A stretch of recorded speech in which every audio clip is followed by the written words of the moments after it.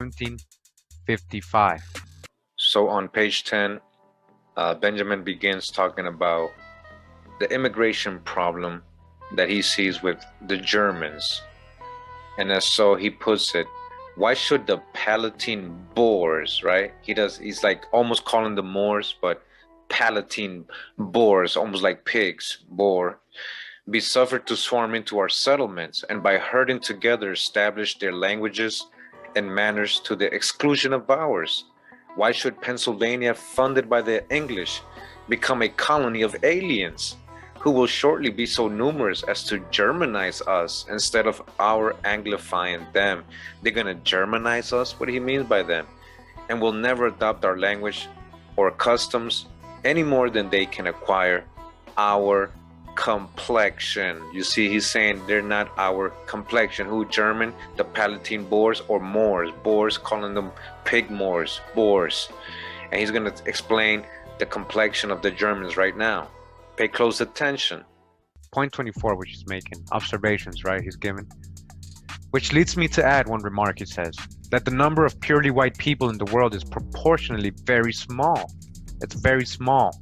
You're the minority. All Africa is black or tawny. Asia chiefly tawny, all right, tawny, a darker complexion, right, not white.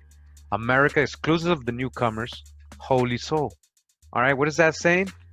America is what? Black or tawny, holy soul, except the new people, the newcomers, meaning that the aboriginals that were already there is wholly what?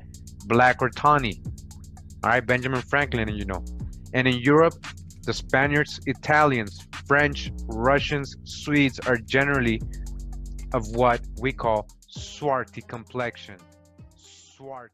It's harder and harder to ignore that the echoes of replacement theory and other racially motivated views are increasingly coming out into the open. In a few years, we're going to be a majority brown country. White people will not be the majority in the country anymore. This will be the first generation ever in American history in which whites will be a minority of the generation at some point. As of 2007, every year, babies being born in this country, whites now are the minority. In 2044, everyone is going to be a minority. As the demographics change, as white people become the minority in the country, which is coming. Demographics is destiny. Demographics is destiny. Demographics is destiny, right? The country is changing. I've been saying it here. Other people have been saying it here for years now, even before Donald Trump. The demographics is destiny. The white population is declining for the first time in history in America, while the number of multiracial Americans have more than doubled. So we live in a country where the demographics are changing. It's becoming less white.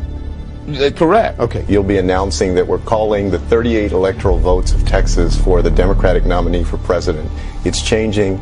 It's going to become a purple state and then a blue state because of the demographics, because of the population growth. The growth in Texas has been almost entirely driven by non-white population growth, mostly by Hispanic and Latino population growth. The idea that whites will not be the majority, I mean, it's an exciting transformation of the country. It's an exciting evolution and progress of our country in many different ways. The white population is declining.